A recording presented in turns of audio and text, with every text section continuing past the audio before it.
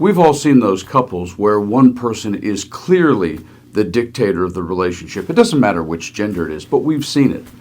Now hearken yourself back to what's claimed as one of the greatest movies of all time, The Godfather, which literally ends at the very end with the door closing and then bending over to kiss the hand of Al Pacino.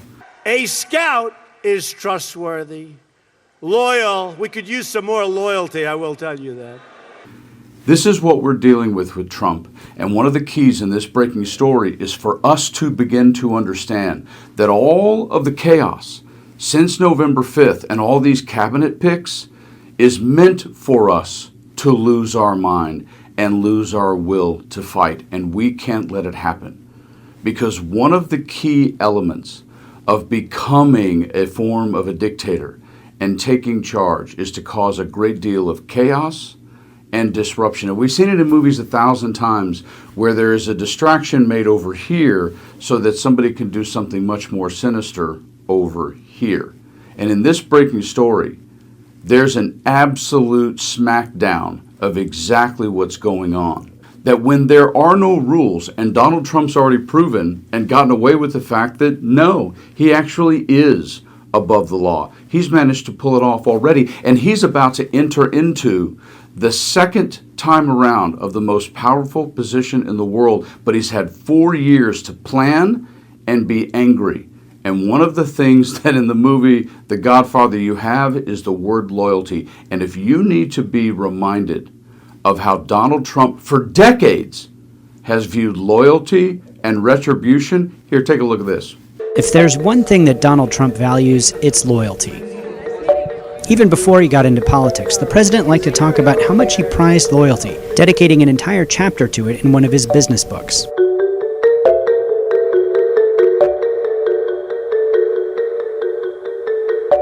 I would have wiped the floor with the guys that weren't loyal, which I will now do, which is great. You know, I love getting even with people. But you love getting even. Oh, absolutely. You don't believe in the eye for the eye. You do. No. I know you well enough. I think you do. But anyway, but tell me. I mean, you're going to get even with some people. Yeah, I mean, if given the opportunity, I will get even with some people that were disloyal to me. I mean, I had a group of people that were disloyal. But how do you define disloyalty? They didn't come to my aid. This guy has managed to convince 50% of Americans that the word change is going to be a good thing. No. When you destroy systems, not tweak, amend, fix, or do some changes, but destroy systems, then there is no system.